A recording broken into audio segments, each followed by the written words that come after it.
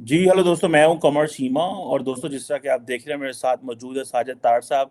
तार साहब, सबसे पहले तो आपके वक्त का बहुत शुक्रिया sir. My pleasure, Chima. Thank you so much. तार साहब, आज दो तीन इम्पॉर्टेंट टॉपिक हैं। एक दो पहले, सबसे पहले जो ये भारत और कनाडा के दरमियान जो मामलात, एक डिप्लोमेटिक रॉ है, जिसमें आप देखते हैं कि दोनों तरफ से मेजर्स लिए गए हैं। कनाडा ने पहले इंडिया का एक आई थिंक रॉ के जो लीडर थे, जो वहाँ पे ऑफिशियल थे, उनको निकाला। फिर कैनेडियंस ने भी निकाला। फिर कनाडा इंडिया ने सुना वीज़े बंद कर दिए हैं। आज फिर जो अमेरिका के भी नेशनल सिक्योरिटी एडवाइज़र ने बात की है, और कनाडा के वज़ीर आज़म ने भी बात की है। और कनाडा के वज़ीर आज़म ने आज कहा है कि हम चाहते हैं कि जो गवर्नमेंट ऑफ इंडिया वो हमारे साथ ताउन करे। आज अभी थोड़ी देर पहले अमेरिका के national security adviser Jake Sullivan ने कहा है कि कई लोग हमें ये कह रहे हैं कि हम अमेरिका का साथ नहीं दे रहे, कनाडा का साथ नहीं दे रहे। हम कनाडा के साथ मिलके इस मसले की तह तक जाना चाहते हैं, और हम भारत को भी कह रहे हैं। तार साहब, आप कैसे देखते हैं ये? क्योंकि मैं ज़ाती तौर पे तो समझता हूँ कि यूथ जो है वो इम्पैक्ट हो सकती है। दोनों मुल्कों के ताल्लुकात, कोई $9 बिलियन की बायलैटरल ट्रेड है। कोई इंडिया के 40% जो कनाडा में कोई जितने स्टूडेंट्स आते हैं, उसमें 40% कनाडा इंडिया से आते हैं। आप कैसे देखते हैं इस सिचुएशन को? ये जैसे अनफोल्ड हो रही है, क्या इसमें मज़ीद कॉम्प्लिकेशंस हो सकते हैं? और अमेरिका तो चाहता था कि इंडिया को चाइना से दूर रखें। अब हो ये रहा है कि उनके अपने अलायंस की इंडिया के साथ मसले बन रहे हैं। What do you make of that sir? Cheema साहब, आपने एक चीज इसमें आप शायद एक मिस होगी, बाकी चीजें तो मैं देख आपने देखोगे आज एक और मर्डर हुआ है और जिसकी रिस्पॉन्सिबिलिटी भी ले ली है, खासकर लॉरेंस बिश्नोई ग्रुप ने। सुखा गिल है, आज उसका भी मर्डर हुआ है। अब मैं एक एंगल जो है वो थोड़ा सा आपके सामने रखना चाहता हूं कि इस वक्त वेस्टर्न सिविलाइजेशंस के अंदर क्या हो रहा है, अमेरिका और कनाडा के अंदर लॉ एंड ऑर्डर के क्या हालात हैं और उसके ऊपर गवर्नमेंट्स जो है उनके बारे में क्या उसमें कुछ हो रहा है। देखिए, मैं एक बात से एग्री करूंगा, खासकर कल यहाँ सिक्स ऑफ अमेरिका के जो हेड हैं जसदीप सिंह साहब, उन्होंने एक बात बड़ी सही कही है।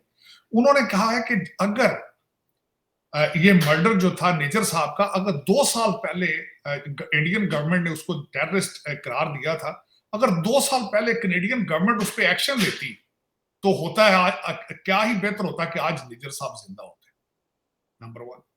दूसरा, इस वक्त आपको मैं बताऊं बात कि कनाडा, जिस तरह अमेरिका के अंदर एक डिफेंडिंग पुलिस की मूवमेंट चल रही है, anti police anti law enforcement की मूवमेंट है जो वेस्टर्न सिविलाइजेशंस पे इस वक्त चल रही है, लॉ एंड ऑर्डर के खिलाफ बिल्कुल उसी तरह की मूवमेंट्स जो है वो कनाडा में भी चल रही हैं। और बिलखसूस उसमें हमारे जस्टिन ट्रूडो साहब रिप्रेजेंट करते हैं उसी माइंडसेट को, लिबरल माइंडसेट। अब वहां पे हालात इस वक्त ये है, लॉ एंड ऑर्डर के हालात पहले ही हैं कि छोटे क्राइम में पुलिस आती नहीं। अच्छा, फिर उसके बाद इस मर्डर 3 महीने पहले मर्डर हुआ तो 3 महीने इस पे बात क्यों नहीं की गई? 3 महीने ये सारा शोर क्यों नहीं किया गया?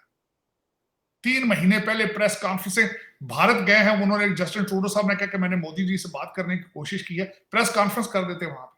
अब अपने पास जो शवाहिद है आज भी वो दुनिया के सामने रखें। आज के देखें, ये सर हमारे पास ये शवाहिद मौजूद है और based on these proofs we have this we have come to this conclusion. Allegation basis पे अब हो क्या रहा है? आपने बिल्कुल एक तो बात ठीक कही है कि स्टूडेंट्स का नुकसान हो रहा है, दूसरा नुकसान किसका हो रहा है? वो सिख कम्युनिटी का हो रहा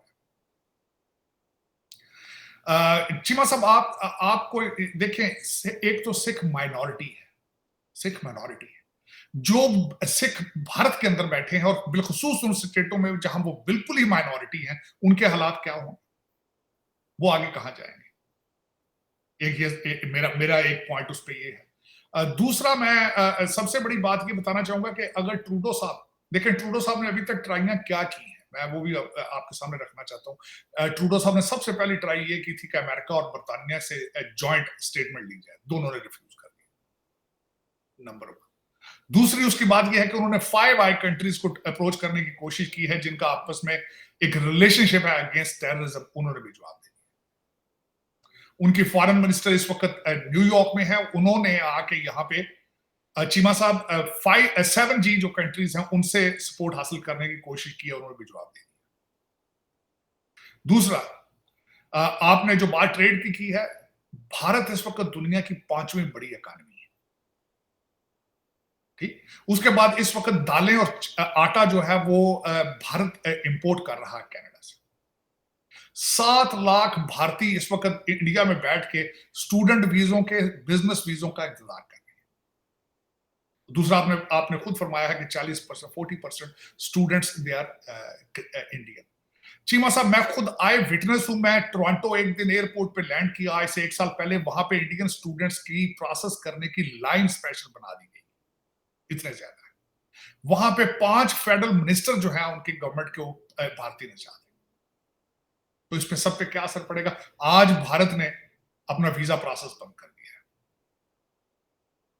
ये सारी किस डायरेक्शन में जा रही? अब उसमें मैं समझता हूं कि इस वक्त अभी भी मैं समझता हूं सबसे पहला स्टेप ये होना चाहिए डैमेज कंट्रोल का, कि सारे शवाहिद दुनिया के सामने रख देने चाहिए। और दूसरा, मैं समझता हूं कि थर्ड पार्टी किसी को कहना चाहिए ममालिक में से, जिस तरह फाइव आइज हैं, उनको फाइव आइज को कहा जाए कि आके आप इन्वेस्टिगेट करें कि वो हम कहां जा रहे हैं।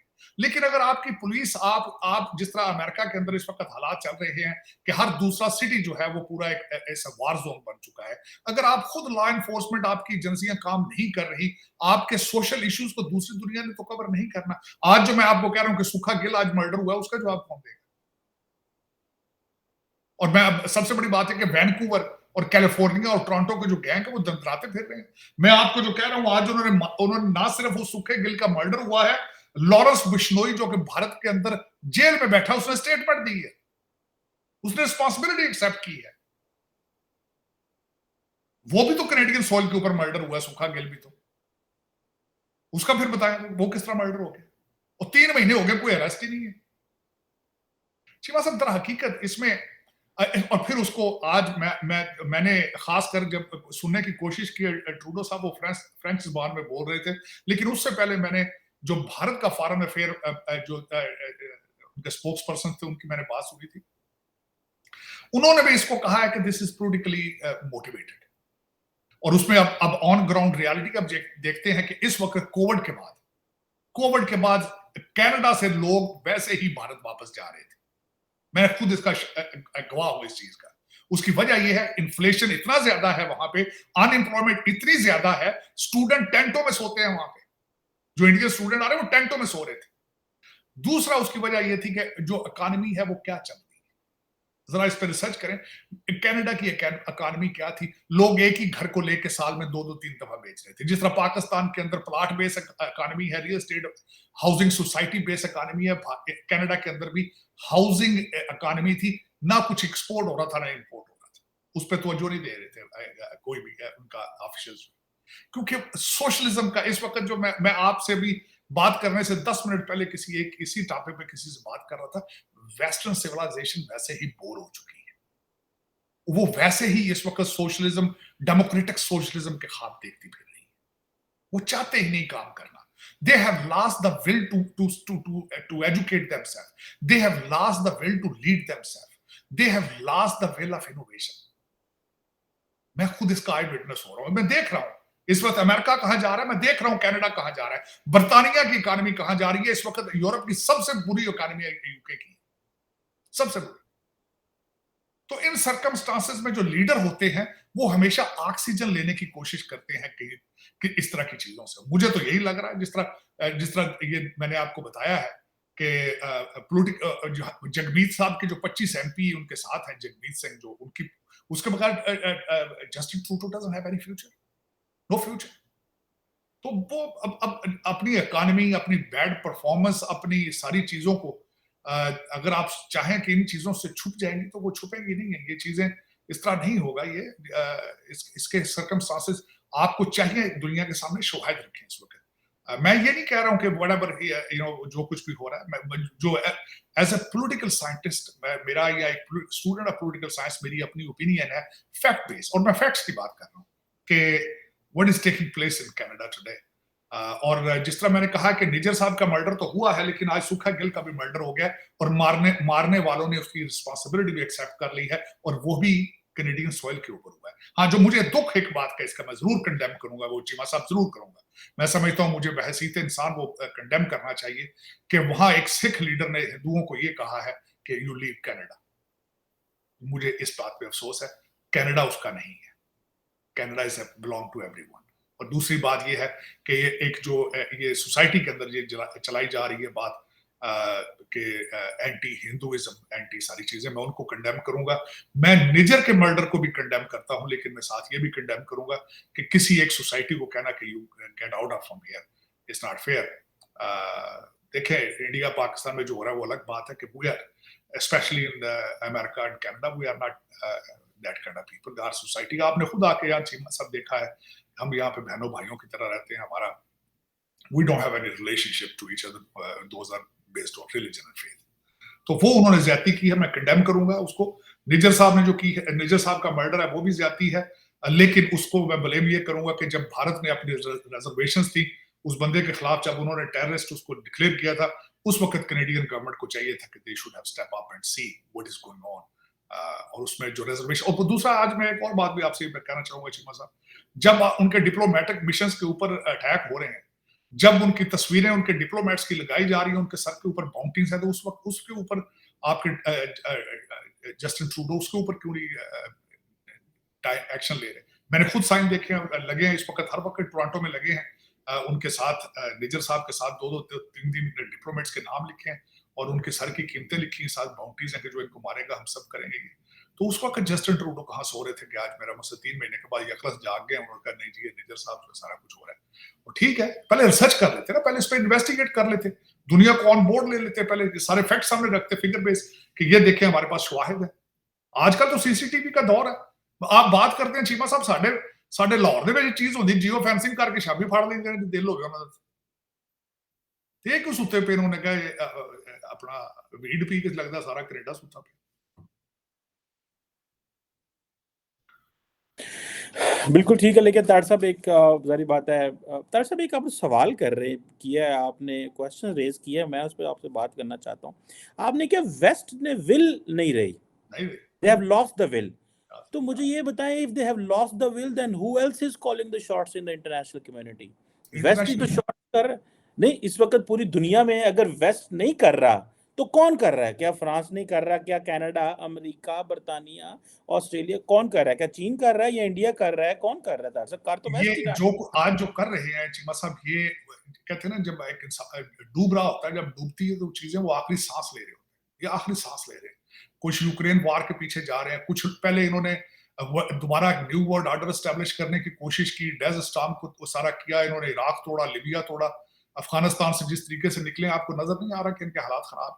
और उसके बाद इनके इंटरनल इश्यूज जो इस वक्त चल रहे हैं, आधा इधर कंट्री डिवाइड हो चुके हैं, इलेक्शन ऑफिस के ऊपर, इलेक्शन के ऊपर फेथ इनका खत्म हो चुका है। कांग्रेस, मैं एक मिसाल कांग्रेस की देता हूँ, has become non functional. Her president के ऊपर 2-2, 3-3 दफा इम्पीचमेंट हो रही है। आपको नजर नहीं आ रहा कि ये डूब रहे हैं बिल्कुल, इंटरनली इनके हालात खराब है। जब आधा कंट्री समझता हो कि he is not a president, election has been stolen, तो what kind of government and mandate they have first of all. और दूसरा, उसमें हर जंग में जब आप शिकस्त से 2-4 हो रहे हैं, उसके बाद आपको लग रहा है कि they are calling the shots, they are not calling the shots. और तीसरी एक बात आखिरी कहूंगा चीमा साहब, आप कंट्रीज आज बैठ के देख लें कि भारतीय डायस्पोरा किस कंट्री के अंदर द रिचेस्ट नहीं है और द मोस्ट एजुकेटेड नहीं है, और उनका इन्फ्लुएंस देख लें। आप कह रहे हैं शॉट्स कौन काट रहे हैं, मैं तो कहूंगा ये शॉट्स यही काट कर रहे हैं, भारतीय ज्यादा शॉट्स कर रहे हैं, बिल्कुल कर रहे हैं। या वाइस प्रेसिडेंट कैमला हैरिस है, 2 प्रेसिडेंशियल कैंडिडेट रिपब्लिकन भारतीय हैं, ऋषि सुनक भारतीय है, और तो 6 महीने तो कैमला हैरिस को दफ्तर नहीं मिला था सर, वो कहाँ शॉट्स कॉल कर रही है? शॉट्स कॉल करे ना करे, इन्फ्लुएंस जरूर है। अजय बंगा तो है ना, मुझे ये बताएं G20 में स्टेज के ऊपर अजय बंगा खड़ा नहीं था। और तीसरी मुझे बात मुझे आपने चीमा साहब, आपको ये एग्री जरूर करना पड़ेगा, the richest and the most educated diaspora in every single civilisation on the planet. Yes, agree करता हूं। ये मैं इस पे आर्गू कर लूंगा। बल्कि सबसे बड़ी बात है, आज शाम को भी कनाडा को घुटनों पे बल लाना हो तो शाम को उन्होंने ले आना, उसकी वजह ये है नॉलेज, टेक्नोलॉजी, पावर, पैसा। चौथी चीज आप क्या बता दें, पॉलिटिक्स में, मॉडर्न सिविलाइजेशन में चौथी क्या चीज होती है जो स्ट्रांग होती है? पैसे के और इन्फ्लुएंस के, पॉलिटिकल सारी चीजों के सामने। और चीमा साहब, सबसे बड़ी बात ये है, जब अब मुझे ये बताएं, आप मेरे साथ हार्वर्ड गए थे, वहां पे क्लासों के अंदर आपने कौन से लोग देखे? आपने यही देखे चाइनीज और इंडियन बैठे हुए थे, गोरे कहाँ बैठे हुए थे? गोरे सबको गोरों को कहा जा रहा है कि इनका जो इनका आज भी जो हीरो है उनको जाती दफा कहा गया कि you have been sitting on the world driving seat since 400 years, it's okay to sit on a back seat and enjoy. Weed पियो भाई, वो कहता है दम दम मारो दम, वो तो बता गया मार रहे हैं दम इस वक्त, हर स्टेट marijuana पी रही। गोरा बच्चा, चीमा साहब 2 मिसालें कहते हैं, आप कहते हैं शार्ट्स जो टूटे फूटे फूटे कर भी रहे हैं वो भी नहीं करेंगे फ्यूचर में, बताता हूँ वो क्या है। चीमा साहब स्टेट ऑफ मैरीलैंड ने बैचलर डिग्री की कंडीशन ही खत्म कर दी जामुन में। फेडरल गवर्नमेंट के आधे डिपार्टमेंटों में उनको ग्रेजुएट ही नहीं मिल रहे, ग्रेजुएट ही नहीं मिल रहे, लोअर कर दिए गए उनके स्टैंडर्ड, और सीओ सारे इंपोर्ट भारत से किए जा रहे हैं। तो चीमा साहब अगर आज टूटे फूटे ये शार्ट्स कॉल कर रहे हैं, आगे नहीं करेंगे, मैं बता रहा हूं आपको, नहीं करेंगे शार्ट्स। उसकी वजह ये है दे हैव लॉस्ट द वे। इनको बता दिया गया कि यू आर भाई आपको जरूरत नहीं, you don't have to be number 1 all the time, you don't have to be number 1 all the time. आज भी इलॉन मस्क कौन है? वो अमेरिकन थोड़ी, वो तो साउथ अफ्रीकन है। आज भी आधे लोग तो आगे सारे शार्ट्स जो वही कॉल कर रहे हैं जो बाहर से आए, ये कहां से शार्ट्स कॉल कर रहे हैं? ये शार्ट्स करने की सलाहियत नहीं रखते। ये तो इस वक्त टोटल इनका जो टोटल फोकस है सोशलिज्म है, dreaming about it, they want to become intentionally, they want to become Venezuela and Cuba. ये तो बता रहे हैं, जो ड्रीम कर रहे हैं सोशलिज्म के बारे में। अमीर लोगों के बच्चे का, मैं जिबा साहब मेरा आपसे ये क्वेश्चन है, आप कभी देख ले दुनिया का जहां भी अमीर लोग होंगे जो अरबपति खरबपति होंगे, उनके बच्चे क्या करते हैं? सारे ड्रग पे लगे होते हैं, ओवरडोज से मरते हैं। अमेरिका के अंदर जितने अमीर लोगों के बच्चे ओवरडोज से मर रहे हैं, क्यों? बोर है, ये बोर हो चुके हैं, इनके पास बिल ही नहीं है, मजबूरियों से काम किए जाते हैं। अब सीईओ के जो उनका जो सीईओ के हेड का उसका पोर्टफोलियो पड़ेगा, 2 कमरों के घर में रहता था वो भारत के अंदर, वो पढ़ के आएगा। आप अजय बंगा का देख लें, इसका बैकग्राउंड देख लें आप अजय बंगा का। चीमा साहब मजबूरियां काम कराती हैं, तरक्की की तरफ लेके जाती हैं, मजबूरियां। इनको मजबूरी नहीं है, इसके इनको क्या मजबूरी? घर में बैठ के चेक आ जाते हैं। चीमा साहब यहां इन्होंने कल, मैं 2 चीजें बात बताना चाहूंगा। कल इन्होंने 4,75,000 वेनेजुएलन को कल इन्होंने वर्क परमिट दिया है। कैलिफोर्निया ने एक लॉ पास किया है कि जितने इलीगल आ रहे हैं बॉर्डर क्रॉस करके $300 पर वीक दिया जाएगा, $1,200 दिया जाएगा। So this is, चीमा साहब ये बातें अब, और उसमें मैं तो चीमा साहब जाती तौर पर मुझसे पूछे मैं जख्मी हूं, उसकी वजह क्या है? मैं अपनी मदरलैंड को छोड़ के महाजर होके आया, मैं एक सिविलाइज नेशन में रहना चाहता था। मैं किसी थर्ड वर्ल्ड कंट्री को, मैं थर्ड वर्ल्ड कंट्री को छोड़ के आया हूं, अब मैं थर्ड कंट्री में पहुंच गया। ये थर्ड वर्ल्ड कंट्री है। जुडिशरी यहां की काम नहीं कर रही, कांग्रेस यहां की काम नहीं कर रही, अकाउंटेबिलिटी है ही नहीं है। अब मैं छोटी सी आज आपसे मैं मिसाल पूछना चाहता हूं। आज मैं सुबह एक, बल्कि मैं ट्वीट करना चाह रहा था, मैं नहीं कर रहा था। आज तक ये हमेशा एक करप्ट कंट्री को पिक करके उसकी जंग को सपोर्ट करने में बिलियंस डॉलर्स क्यों इस्तेमाल करते हैं, क्यों डालते हैं उसमें, उसके अंदर? छोटी सी मिसाल, अफगानिस्तान करप्ट तरीन कंट्री, इन्होंने बिलियंस डॉलर वहां ठोके। पाकिस्तान एक करप्ट तरीन कंट्री, इन्होंने बिलियंस डॉलर्स वहां ठोके। इन्होंने इराकी करप्ट तरीन कंट्री था, वहां इन्होंने बिलियंस डॉलर ठोके। इस वक्त तो यूक्रेन एक करप्ट तरीन कंट्री है, बिलियंस डॉलर वहां ठोके। क्या वजह है? ये मनी लॉन्ड्रिंग मशीनें ढूंढते हैं चीमा साहब। आज वो ये बताएं, डिक चेनी आपको इराक लेके गया था, कोई अकाउंटेबिलिटी है उसकी? किसी ने पूछा है कि तुमने भाई इतने बिलियंस डॉलर वहां ठोके तूने, अफगानिस्तान में तुमने सारा कुछ तबाह कर दिया वहां पैसों का, कोई अकाउंटेबिलिटी है? वो पूछने वाले नहीं। आप मुझे ये बताएं, इराक में सबसे बड़ी इन्होंने एम्बेसी बनाई है, बिलियंस डॉलर उसमें लगाए, खुद ये कहते थे उसमें करप्शन इन्वॉल्व है। इनको हर साल अपना वहां पे अकाउंटेंट जनरल चेंज करना पड़ता था, जिसको भेजते थे वो साल बाद करप्शन में इन्वॉल्व हो जाता था। इन्हें नहीं पता है, इन्हें सब पता। चीमा साहब दुख ये है, यहां पे अमेरिका अब ये ट्रेंड बनता जा रहा है। आप लोग कहते हैं काम करने का फायदा क्या है? जो काम करते हैं सारा तो ये टैक्स में चला जाता है, टैक्स कहीं जा रहा है। सोसाइटी के अंदर लोग टैक्स क्यों नहीं देते? क्योंकि वो सेटिस्फाई नहीं होते कि मैं जो टैक्स दे रहा हूं मुझ पर लग कुछ नहीं रहा, सड़कें नहीं बन रही हैं, हॉस्पिटल नहीं बन रहे हैं, एजुकेशन अच्छी नहीं बन रही है, फिर लोग टैक्स चोरी करना शुरू कर देते हैं। ये सबसे बड़ी वजह है। तो यही वजह आप यहां पे देखें ना, 1960 के बाद कोई बड़ी हाईवे नहीं बनी। अमेरिका के किसी एयरपोर्ट पे चले जाएं आप, खासकर आप मिडिल ईस्ट से आते हैं, आप लगता है 50 साल पीछे आ गए, 50 साल पीछे आ गए। डलस एयरपोर्ट पे अभी आपने बस पे बैठ के जहाज पर जाते हैं, वो गिरा के नया बनाने वाला है, उनके पास पैसे ही नहीं गिरा। एक एयरपोर्ट मैंने नहीं देखा पिछले 30 साल के अंदर अमेरिका में बनता। आखिरी एयरपोर्ट इन्होंने शार्लेट में बनाया था, वो भी मेरा ख्याल 20 साल 25 साल पहले। सख्त ही नहीं उनके पास, खा पी जा रहे हैं। हमारा वो सिस्टम जो मिलिट्री इंडस्ट्रियल कॉम्प्लेक्स है, वो मेरा मकसद लुट पाई जाता है। वो भी फौजी कंट्रोल जरनैल ने उन्होंने बोर्डा के बैठ ने लॉकहीड मार्टिन और दूसरी बड़ी कंपनियों के ऊपर मेरा मतलब लुट पाई उन्होंने इंडस्ट्रियल कॉम्प्लेक्स। डिक चैनी जैसे लोग हैं जिसने हालीबर्टन की कोई इन्वेस्टिगेशन करने की जरूरत ही नहीं किसी की, क्या जरूरत। और हालीबर्टन जैसी 100 कंपनियां जो लूट रही है इस कंट्री, हमारा खून चूस रही है। सबसे बड़ी बात तो ये खून चूस रही है। चले, लेकिन चीमा साहब, जिस तरह मैं आपको बता रहा था कि इस वक्त कनाडा की असली पिक्चर पहले देखने की कोशिश करें, हो क्या रहा है। ये मैनेजर साहब की बात नहीं करूंगा, ऐसे सोसाइटी और बैंकरप्सी के सर पे पहुंचे पड़े। पेट्रोल की हालत वहां देख लें, अनएम्प्लॉयमेंट का। किसी पाकिस्तानी जो रह रहा है वहां उसको फोन करके पूछ रहे हैं अभी वहां के हालात के। दुनिया बुक बुक रोंदी फिर बुक। लेकिन चीमा साहब, उसमें बात यह है कि आज वैसे भी मैं समझता हूं जो निजर ने जो करना था कर, लेकिन मुझे जो जिस चीज की तशवीश है वो मैंने बताया था कि कम्युनल जो हेट है, मैं उसको मुसलमानों के खिलाफ होता है मैं उसके खिलाफ हूं, सिखों के खिलाफ होगा उसके खिलाफ हूं, हिंदुओं के खिलाफ होगा मैं उसके भी खिलाफ, क्योंकि मैं नहीं चाहता कि आपको फेथ बेस 21st सेंचुरी में आपको फेथ बेस आइडेंटिफाई करके आपको नफरत का निशाना बनाए। That is what my bottom line is. तो उसका मैं जो कर रहा था, एहतजाज जो कर रहा था कि जस्टिन ट्रूडो साहब जो मर्जी करते लेकिन प्रूफ्स के साथ करते, वो सामने चीजें रखते, मेच्योर चीज होती तो फिर सामने रखते। लेकिन मेरा ख्याल है वो ना उनके पास कोई चीज है मेच्योर और ना उनके पास कोई सलाहियत है, क्योंकि लॉ एंड ऑर्डर के हालात बहुत खराब है। जो मेरा बिल्कुल ठीक है। अच्छा डॉक्टर साहब, मूविंग ऑन, यूएन में जो इस वक्त जनरल असेंबली का सेशन चल रहा है, कल हमारे प्राइम मिनिस्टर साहब की मुलाकात यहाँ होती है बिल गेट से, वो पैसे देते हैं पोलियो ख़त्म करो, आईएमएफ की चीफ से हुई है, और क्लाइमेट वहाँ से भी हम पैसे लेते हैं।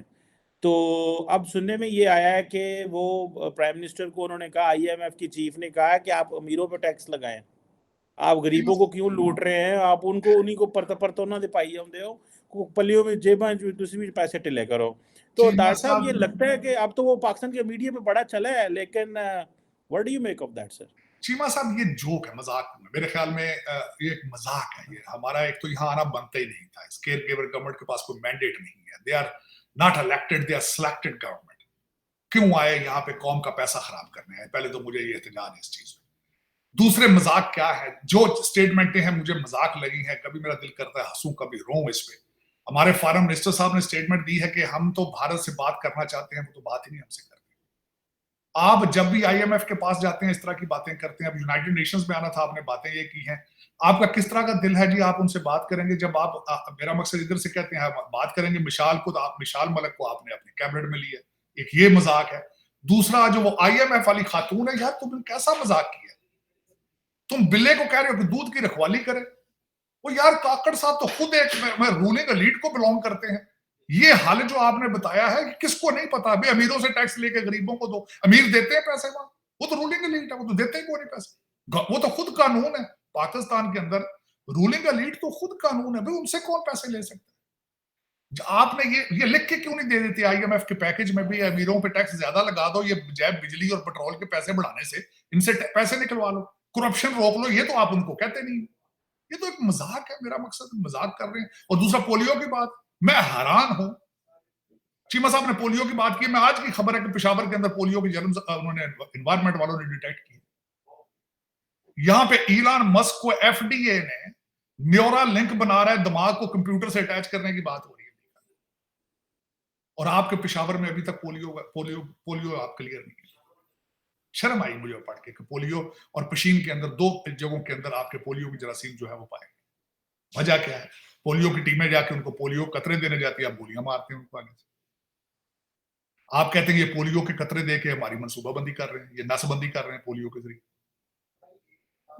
लेकिन उसमें ये है कि आपका तो मुझे कोई समझ ही नहीं है कि 25 करोड़ लोगों का मैंडेट क्या है, डायरेक्शन क्या है, किधर जाना चाहते हैं, क्यों जाना चाहते हैं, क्या बात, कोई पता नहीं। सारी दुनिया तरक्की की तरफ है, आप जिहाद की तरफ है, आपका दूसरी तरफ। अब तो भी आपके अफगानी भाई आपका मजाक उड़ा रहे हैं, आपकी इकोनॉमी का, आपके लॉ एंड ऑर्डर का। वो भी कहते हैं यार ये किस तरह के लोग हैं यार। हालांकि आप उनको आज तक कहते रहे पत्थर के जमाने के लोग हैं, वो अब आपको देख देख के हंस रहे हैं।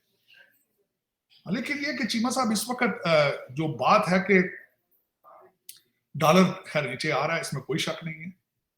और जो दूसरा मजाक मैं समझता हूँ, ये 2 मजाक तो मैंने आपको जोक बता दिए, तीसरा मजाक जो आपकी कंट्री का सबसे बड़ा डिस्कस करने वाला था कि हमारे एक्स प्राइम मिनिस्टर शहबाज शरीफ साहब पाकिस्तान में आए हैं, मेरा ख्याल 2-3 घंटे रहे हैं, 3 मीटिंग्स उन्होंने की हैं। 3 मीटिंग्स उन्होंने की हैं और वो फौरन भागे हैं वापस, क्योंकि वो टेलीफोन ऐसी को खतरनाक बात हुई है जो फोन पे वो नवाज शरीफ साहब से नहीं कर सकते थे, हालांकि उनकी बैक को प्रॉब्लम है, वो जब जहां बैठते हैं बड़ी स्पेशल कुर्सी पे बैठते हैं, लेकिन फौरन पीछे भागे हैं कि बात इतनी सीरियस है। लेकिन और जो मेरे ख्याल में जो और कई चीजें पाकिस्तान में रिसेंट आई हैं, वो जो नवाज अपने नून लीग का जो बयानिया उन्होंने अडॉप्ट किया है कि जनरल फैज को और जनरल बाजवा को आर्टिकल 6 में पकड़ा जाएगा और 7 जजेस जो है स्पेशली एजाजुल हसन साहब, इनको निकाला जाए और पकड़ा जाए। इस तरह की खतरनाक बातें इस तरह की हो रही हैं। पता नहीं, या तो उस वजह से भागे हैं, यहाँ से किसी की मीटिंग उनसे हुई है लाहौर से 40 मिनट बाहर किसी के साथ, और मरियम नवाज साहबा के साथ भी उनकी मीटिंग हुई है और वो भी कहते हैं इतनी खुशगवार नहीं थी, इंटरनल प्रॉब्लम इनके चल रहे हैं उसी तरह के जिस तरह मुगल दौर के अंदर होते थे, भाई भाई को मार रहा होता था, आंखें निकालते थे, गुबाब मार देता था, बच्चा मार देता था। इसी तरह के अब झगड़े हो रहे हैं कि प्राइम मिनिस्टर किसने बनना है, किस तरह बनना है, क्यों बनना है। लेकिन इलेक्शन की बातें भी हो रही हैं कि जनवरी में होंगे, इलेक्शन कमीशन वाले भी तैयार हो रहे हैं, लेकिन मुझे कोई रिलीफ नजर नहीं आ रही पाकिस्तान की, कोई सीरियसनेस नजर नहीं आ रही, अकाउंटेबिलिटी हो भी रही है टूटी फूटी और नहीं भी हो रही है। नैब वालों ने सुना है कि मजीद कुछ फौजी भाई हमारे रिटायर हो आगे पीछे उनको अक्वायर कर लिया, रख लिया है लोगों को, लेकिन पकड़ नहीं रहे किसी को। मेरा मकसद है ऐसे बातों की हद तक, या तो सौदेबाजियां हो रही हैं जिस तरह पर चीमा साहब, एक और भी तो रवाज है ना आपके पाकिस्तान में, जैसे कोई करप्ट अफसर आता है किसी डिस्ट्रिक्ट में, लगता है पहले आके सख्ती करता है, साल एक अपना रेट बनाता है, उसको कहा जाता है रेट बना रहा है, वो साल कुटदा है, वो रेट महंगा कर रहा होता है, कहना यार पहले सस्ता इंसाफ दे रहे सन, सारे बेच रहे सन, इंसाफ सस्ता बिक रहा है, इंसाफ तो महंगा होना चाहिए। वो जो साल सख्ती करता है, मेरा ख्याल इस वक्त नैब जो है वो मेरा ख्याल वो अपना रेट शेट बना रहा है ताकि हथ पावांगे तो पैसे तो चार लिए लॉटरियां निकलने वाली हैं। लेकिन है कि चीमा साहब, मुझे आपकी रिलीफ नजर नहीं आती बिल्कुल किसी लेवल पर। मेरी वाहिद उम्मीद इस वक्त सिर्फ 2 लोगों पे है, वो काजी फाइज साहब पे है और दूसरे आपके हाफिज आसिम मुनीर साहब से है। और लेकिन ये कि पता नहीं क्यों यार इतनी ढील दी जा रही है, ब्लीडिंग आपकी ब्लीडिंग हो रही है और आप ER में पड़े हैं, डॉक्टर मौजूद नहीं। डॉक्टर साहब, एक और भी थोड़ी सी डेवलपमेंट है, उस पर भी कमेंट कर दें। वो ये है कि सऊदी अरब और इजराइल के बड़े ताल्लुकात के हवाले से है कि वो चीज़ें चल रही हैं और कहा जा रहा है पाकिस्तान पे दबाव है। आपको क्या लगता है कि एक तरफ अगर अब्राहम अकॉर्ड ऑलरेडी हो चुका है, जो आप ट्रंप दौर में हुआ था, उसके बाद हम ये देखते हैं कि सऊदी अरब जो है वो मज़ीद वो कह रहा है कि हमें कंसेशंस दें, साउथ कोरिया, जापान जैसी सिक्योरिटी अरेंजमेंट दें, न्यूक्लियर प्रोग्राम दें। और आज वो MBS साहब ने इंटरव्यू दिया और उन्होंने कहा है कि हम हर रोज़ आगे की तरफ जा रहे हैं इसराइल के साथ ताल्लुकात में बेहतरी में। सो इट मीन्स कि बहुत काम हो रहा है पीछे। पाकिस्तान को आप क्या समझते हैं, कंफ्यूज ही रहेंगे जिस तरह 76 साल से हैं, या कि पैसे जो दे देगा आप कर लेंगे। अगर सऊदी अरेबिया आपको आज शाम को कह देते आप हम 2 बिलियन ले लेते हैं, आप इजराइल को एक्सेप्ट तस्लीम कर लें, आपने शाम को कर लेना।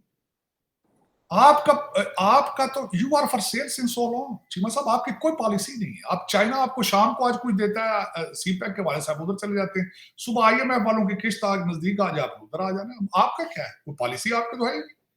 जो एक भूखे बंदा सड़क पर बंदा बैठा हो, आधा नंगा हो और 3 दिन से खाना ना खाया हो, उसकी पॉलिसी आप उससे पूछे तुम्हारी क्या पॉलिसी, ये तो बिल्कुल वही पूछा। हाँ, उसमें ये है कि 2 बातें मैं अजीब सी, एक बात मैं भूल गया, काकड़ साहब का इंटरव्यू यहाँ पे मेहदी हसन के साथ था MSNBC के ऊपर, और इन्होंने स्केड्यूल था लास्ट मिनट पे, इसको कैंसिल कर दिया गया है। लेकिन मैं एक हैरान होता रहता हूँ, किसने मशवरा इनको दिया था कि मेहदी हसन साहब के साथ बैठे, हालांकि वो इतने रफ वो जर्नलिस्ट है जिसकी हद को नहीं, वो छक्के छुड़वा देते हैं यहाँ पे विवेक रामास्वामी के भी, तो वो बड़ा किसने मशवरा दिया? आम मदद तो अगे होंगे ही नहीं सर। मैं वही तो, विवेक रामास्वामी जो मैं जिससे बहुत इंप्रेस्ड हूँ, उसके छक्के छुड़ा देता है वो मेहदी हसन। काकड़ साहब ने तो सारा कुछ बोल ही नहीं सकना, बब करना था इन्होंने उसके साथ। मशवरा किसने दिया था कि उसके सामने बैठे, फिर आके कैंसिल कर दिया। अच्छा, एक तो ये बात। हाँ, MPS साहब ने इंटरव्यू दिया अगले दिन यहाँ पे फॉक्स पे, जो मुझे सुनने का इत्तेफाक हुआ है और मैं बड़ा उस पर इंप्रेस हुआ हूँ। वेल स्पोकन एंड अथॉरिटेटिव, और उन्होंने अपनी मर्जी के जवाब दिए। MBS ने 38 साल एज उस बंदे की, और उसने remarkable he had so much grip on every single thing, और उसने डिक्टेट किया पूरे इंटरव्यू। हाँ, उसमें मैं ये कहूंगा कि आपके पास कोई चॉइस नहीं। अगर सऊदी अरेबिया का आप प्रेशर करें, मैं प्रेशर नहीं इसको कहता। प्रेशर तो वो होता है ना कि आप अगर सोच में हो जी हम ये करेंगे वो नहीं करेंगे, आपके पास ना करने की तो गुंजाइश मौजूद थी। उन्होंने आज सिग्नल आया सऊदी अरेबिया से कि हाँ भाई क्या करना है, या अच्छा मजीद पैसे ये ले लो तो एक्सेप्ट कर लो, नहीं तो अगले पैसे हमें वापस दे दो, फिर क्या करेंगे आप? मेरा ख्याल में तो आपकी पाकिस्तान की एम्बेसी वहां पहले खुलेगी, सऊदी अरेबिया की एम्बेसी बाद में खुलेगी, मुझे तो ये लग रहा है। अगर उन्हें क्या सी ना गल, वो जिस तरह मैंने बताया था ना कि भर्ती शुरू हो गई थी, गोरे करते थे, तो किसी मरासी के बच्चे को जाने लगे तो उसने ही कैसे उन्हें कहा हिटलर ਨੂੰ ਇਹ ਕਹੋ ਜੇ ਗੱਲ ਸਾਡੇ ਮੁੰਡੇ ਤੇ ਆ ਗਈ ਤੇ ਤੁਸੀਂ ਸੁਲਹ ਹੀ ਕਰ ਲਓ। ਇਹ ਗੱਲ ਹੈ ਜੇ ਸਾਊਦੀ ਅਰੇਬੀਆ ਵਾਲੇ ਨੇੜੇ ਹੋਣ ਲੱਗੇ ਤਾਂ ਤੁਸੀਂ ਤਾਂ ਪੈਕੇਜ ਦਾ ਹਿੱਸਾ ਹੋ, ਤੁਸੀਂ ਤਾਂ ਗੱਲ ਜਾਣ ਹੀ ਜਾਣਾ ਨਾ, ਤੁਸੀਂ ਤੁਹਾਡੇ ਕੋਲ ਕਿਹੜਾ चॉइस। ये उन कौमों से पूछे जाते हैं सवाल कि तुम्हारा क्या ख्याल है अभी इजराइल को एक्सेप्ट करें ना करें, जिनके घर में दाने हैं, जो खुद अपने पांव पे खड़े, जो खुद इंपोर्ट कर रहे हो, को एक्सपोर्ट कर रहे हो, और जिनके रूल करने वालों के बच्चे पाकिस्तान में, उनके मुल्क के अंदर। आप मुझे ये बताएं, आपका फ्यूचर प्राइम मिनिस्टर कहा जा रहा है नवाज शरीफ है या मरियम नवाज है, जो कुछ है, लंदन से हिलते जुलते हैं हर बात। ये आपके शहबाज शरीफ साहब पाकिस्तान है, एक रात रहे हैं वापस चले गए, मरियम नवाज वहां है, और 3 लोगों की मीटिंग होगी अब जाते ही वहां पे, क्योंकि इंटरनल इश्यूज आ रहे हैं आप कई। लेकिन ये क्या वजह है कि लंदन ही, हमारा लंदन और न्यूयॉर्क और टोरंटो और 25 करोड़ लोग हैं, बिल्कुल पता नहीं उनके को अकलो फहम क्या उनको बना है। और जो मेरे लोग कह देते हैं कि जी फौज भी तो हमारे पाकिस्तानी है, वो क्यों नहीं सोच रही है कि क्या हो रहा है हमारे साथ, ये हमारे मुल्क के साथ क्या हो रहा है। जुडिशरी आपके जज कह रहे, जज क्यों नहीं सोच रहे पाकिस्तानी है ये सारे, क्यों नहीं सोच रहे कि पाकिस्तान के साथ क्या हो रहा है। क्या वजह है कि आप हर पाकिस्तानी इतना बेहिस क्यों है, बेबस क्यों नजर आता है, चाहे वो फौजी है, जज है, जो कुछ भी है। पाकिस्तान का क्यों नहीं सोच रहे सारे मिलकर कि हम पाकिस्तान कहां जा रहे हैं, as a country, as a society हम कहां जा रहे हैं, और ये कौन किस तरह रुकेगा। ये जब डॉलर रोकना हो 1 मिनट में रोक लेते हैं। पीटीआई ਨੂੰ ਲਿਤਰਾਂ ਦੀ ਪਰੇਡ ਕਰਨੀ ਸੀ 1 ਮਿੰਟ ਚ ਸਾਰੀ ਸਿੱਧੀ ਕਰ ਦਿੱਤੀ ਨੇ। 9 ਮਈ ਸਾਰਾ पूरा पीटीआई लंबी पै गई।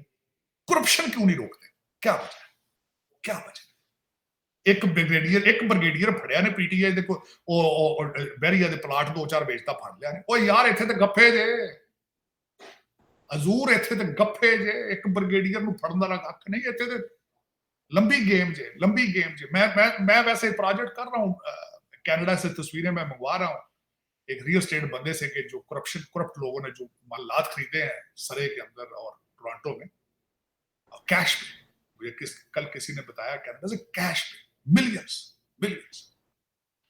चलो चीमा साहब फिर सही कह रहे हैं तार साहब, ये बातें चल रही हैं कि सही कह रहे हैं कि बहुत सारे पाकिस्तानियों ने कनाडा में बड़ी प्रॉपर्टीज खरीदी हुई हैं और कैश में खरीदी हैं, कैश में और बड़ा शर्म पैसा। के बजाय उधर वो आईएमएफ की चीफ कह रही है टैक्स दियो, तो सारा पैसा तो बाहर पड़ा हुआ है, तो फिर हमने आईएमएफ की जो चीफ है उसका भी दिमाग खिसका हुआ है, उसको पता नहीं है यार कि ये लोग टैक्स नहीं देते ही। और जिससे मैं बात कर रही हूँ इस पे तो खुद नैब का केस है यार, काकड़ साहब तो खुद नैब के केस में, जो उनकी जो आपकी जो नहीं आई उनके ऊपर केस अपना। किस बंदे से बात कर रही हो यार, उनके अपना होमवर्क ही नहीं करके आते आईएमएफ वाले। उस खातून को तो मैं सोच रहा हूँ ईमेल लिखूं कि you should have done some research कि the person you are asking to collect the taxes, what is his status, and he belonged to the ruling elite। आप कैसी बातें कर रही हो आप? काकड़ साहब जी ऐसे को हंसते कहते मजाक कर रहे हो ਤੁਸੀਂ ਬਾਜੀ, ਤੁਸੀਂ ਮਜ਼ਾਕ ਤੇ ਨਹੀਂ ਕਰ ਰਹੇ। बाजी बुशरा की कर दे ना करो, जान दिया करो ਤੁਸੀਂ मजाक कर रहे। सही कह रहे हैं। Thank you very much Ayat साहब, sir, it's always pleasure talking to you.